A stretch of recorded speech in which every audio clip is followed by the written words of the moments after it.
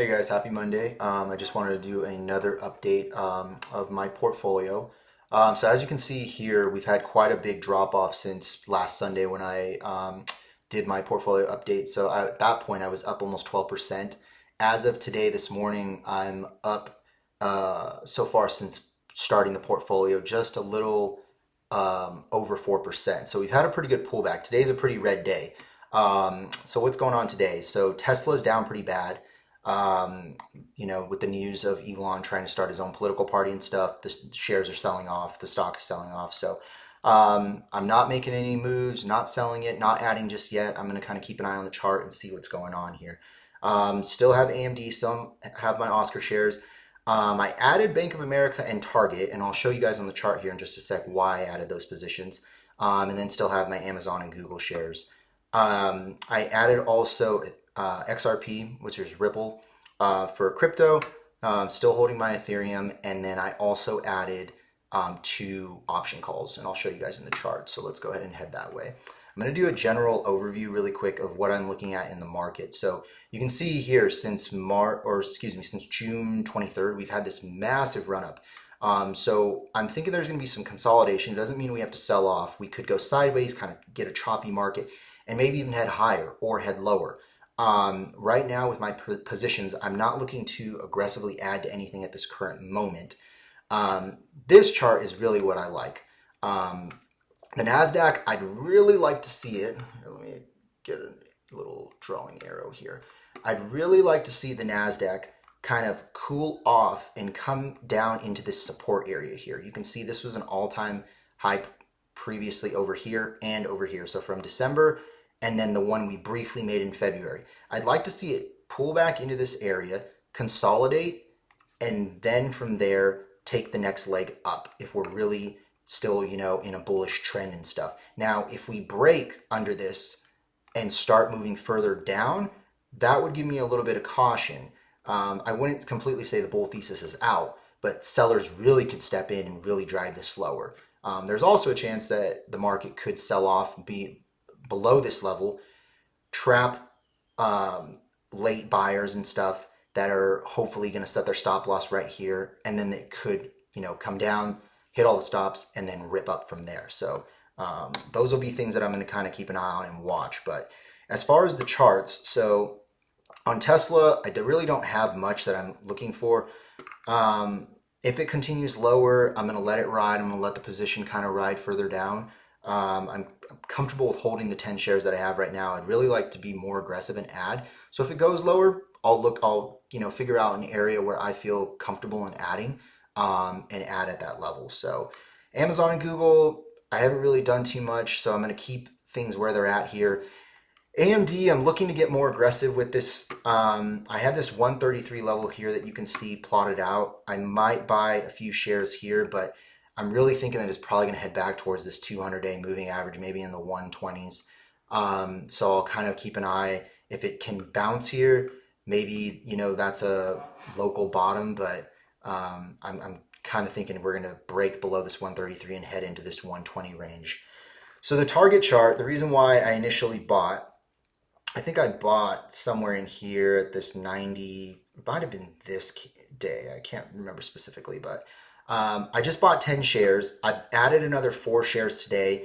You can see I have this 101.76 level marked out. So I bought 4 more shares here thinking, if you go to a smaller time frame, thinking that we'd pull back. This level was tested multiple times. So it was support, support, broke, resistance, resistance, resistance.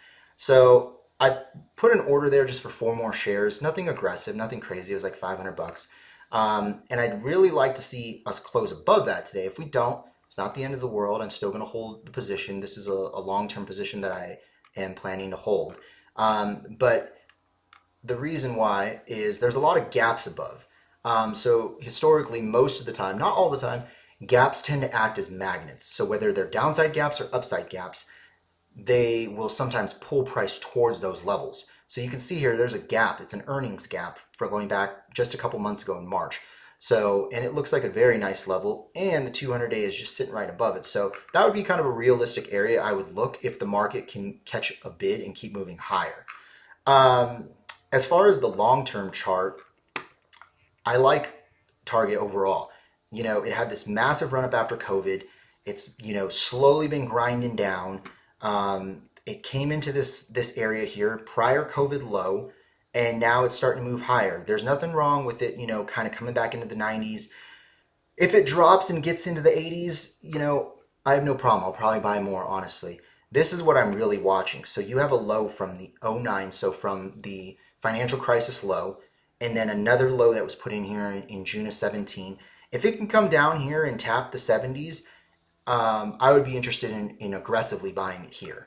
I think that there's a lot of support. You can see this green box here that I have. There's a lot of support in here that I think could offer long-term support, and it could probably maybe potentially put in a bottom before it starts to consolidate and make its next run up. The Bank of America chart was a little bit more risky. I kind of chased this position just a little bit. You can see from a longer term perspective that going all the way back almost to '06, so prior to the financial crisis, you had this nice downtrend starting. It double topped here in January and February of 22, and now we're starting to come up and test it again. It could fail, it might not. But I only have, I think I bought 10 shares, so it's nothing insane. 25 shares, I'm sorry.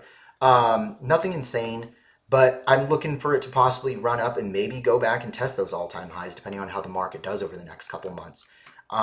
It's definitely a position that I'm comfortable holding.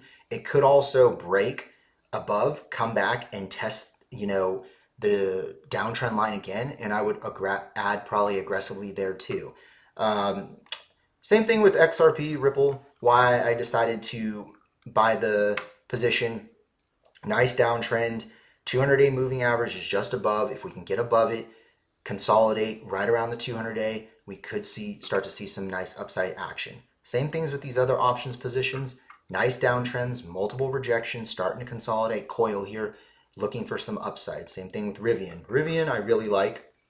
I bought time on the Rivian option. You can see here, I bought for next January of 26. So I'm buying myself time for this play to work out. But you can see nice downtrend here, multiple tests, 1, 2, 3, 4, broke out, coming back, testing the channel, 200-day moving average as support here. Doesn't mean it's going to hold here, but it's good risk to reward, So I never place a specific stop. I have a mental stop on most of these contracts. If I see that the chart isn't confirming what I think it's going to do, I'll just get out of the position and take the small loss. It's just how trading goes.